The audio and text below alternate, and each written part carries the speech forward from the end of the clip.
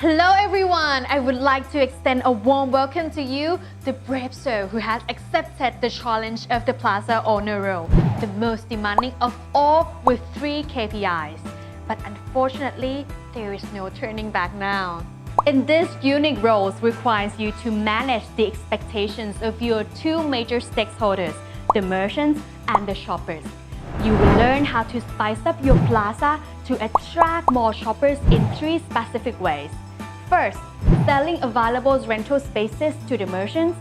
Second, utilizing available spaces to open up your own social shops. And third, decorating your plaza in various themes to attract more shoppers.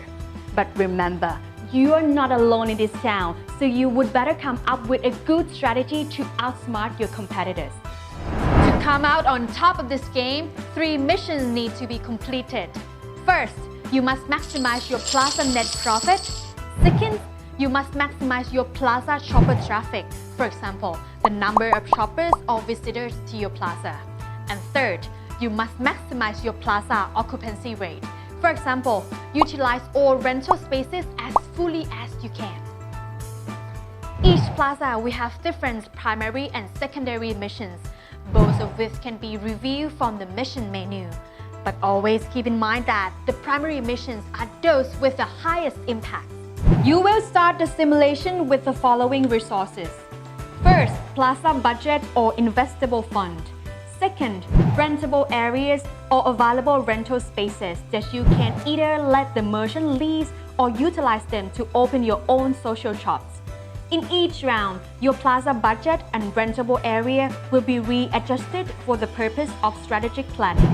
You may review the plaza budget and rentable space from the overview menu or the plaza price list.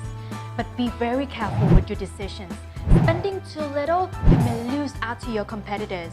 But on the other hand, spending too much and you may never recover from the financial woes. So be advised that the winner is just not on the ability to spend money, but rather on the ability to generate profit. Payments can be executed in 2 ways, depending on the parties involved. The first type of payment is used in the transactions between the plaza owner and the merchants. The plaza owner can simply let each merchant scan a QR code from his mobile phone for collecting rent. The second and more complex type of payment is used between the plaza owner and the shoppers. In this type of transactions, QR cards are used for selling social tickets to shoppers. In either type of transactions, the plaza owner may choose to give a special discount of 0%, 10%, 20%, or even 30%. The reason why QR code cards are necessary is that the transactions between plaza and merchants is mostly a one-on-one interaction, not in a hurry. While transactions between the plaza owner and the shopper is generally a 1-to-many nature, like 1-to-5 or 1-to-7. So use the QR code cards is much more time efficient. Imagine a group of tourists goes into a souvenir shop and were given limited time to buy their items. I bet it's going to be quite crazy at cashier.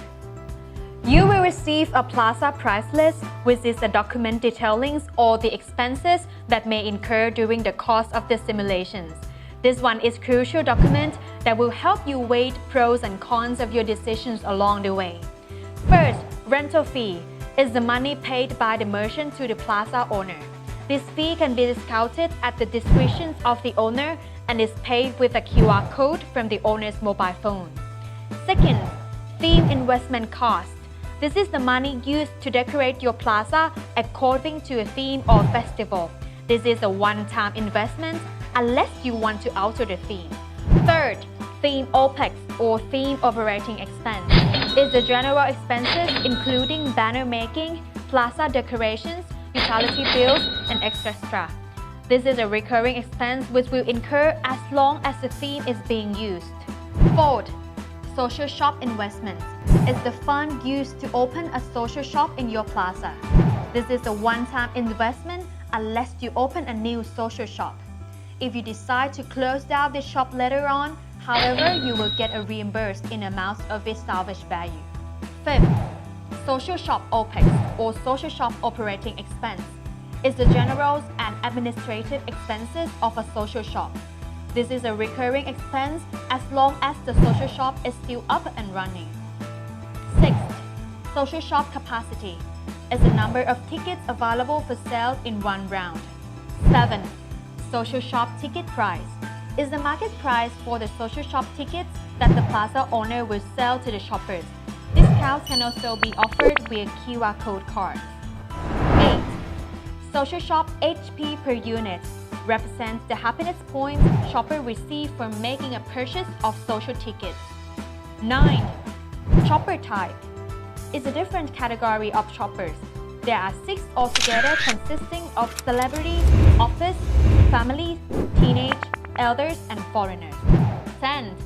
Shopless HP per unit represent the happiness points shoppers receive from making a purchase of merchandises. 11. Theme HP per unit is the happiness points shoppers receive from doing the shopping in your plaza. 12th, plaza budget is the investment budget set aside for the plaza owner to manage the plaza. Any leftover budget will be carried over into the next round. 13. Rentable space is the spaces available for renting it out to the merchants or for the opening your own social shop as previously mentioned. The unoccupied spaces can be carried over into the next round.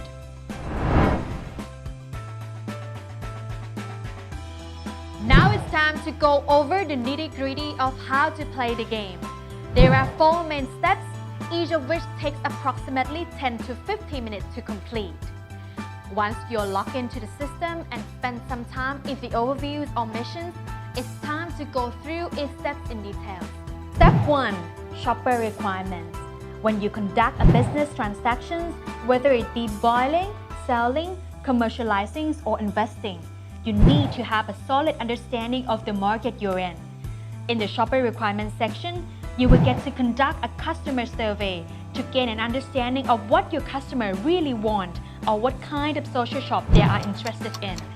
And all of these need to be done within a time limit set by your facilitator.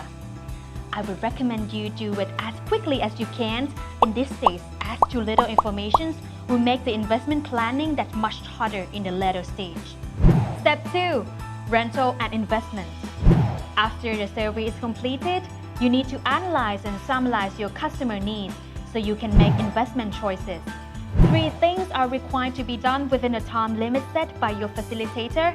First, selling available rental spaces to the merchants and collecting rental fees. Second, opening your own social shops.